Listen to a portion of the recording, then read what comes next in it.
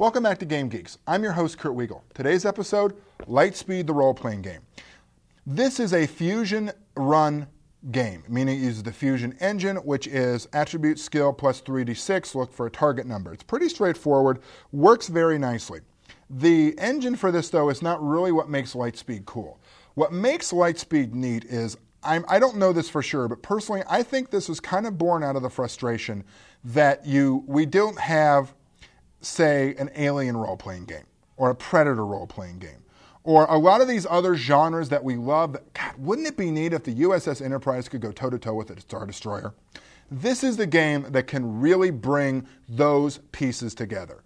The galaxy is divided up into 4 quadrants, each one sort of run by its own established genre. For example, you've got the Pangalactic Empire, which is pretty much the Empire from Star Wars with the serial numbers filed off.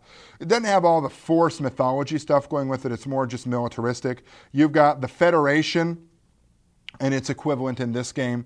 You've got the Federation and it's sort of the, it's the Star Trek thing with the bright, shiny, happy people everywhere with nice, shiny starships. You've got the Old Earth empires, which is Earth and its planets that are sort of, and it's nearby planets that are sort of, it's almost cyberpunkish. It's a little more dystopian. It's darker. And then you've got this unknown sector that's there for you to explore. It brings in aliens. It brings in predators. It brings in intelligent robots that want to take over the universe and kill everyone and take their stuff. It's got a lot of races that you almost recognize, like that's the race that are the Vulcans that are just sort of different. Their skin color is a little different. That's mainly the thing, but they're still logically driven. It brings in a certain amount of anime that I'm not terribly comfortable with, but it's very easily removed. And that's another thing about this that's nice, is anything you don't like is very easily removed. Like, you want to play just Rebels against the Empire. You don't want to think about Old Earth. You don't want to think about Star Trek. Easy. You just stay in that quadrant. The faster than light they give you here is a warp drive that sort of drops you into warp space. The concept is the deeper you go, the faster you get, but the harder it is to get out. The ships themselves are rated with how fast they go, how many light years. It's very nice. It's a very good, cohesive, whole role-playing game that lets you bring a lot of these properties together that you normally wouldn't get to see. It gives you sort of I don't want to say it's a predetermined campaign style, but what it is it sort of supposes that you are Astro Pole Rangers, which are essentially cops for Star Trek.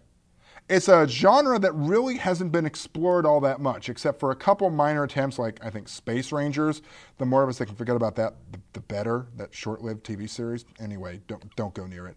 Jason of Star Command is really the next one that comes to mind for me, where you're essentially space cops. And sort of you go around, you solve crimes. I initially described it as Law and Order in space, but really it allows you to go into all these different sectors.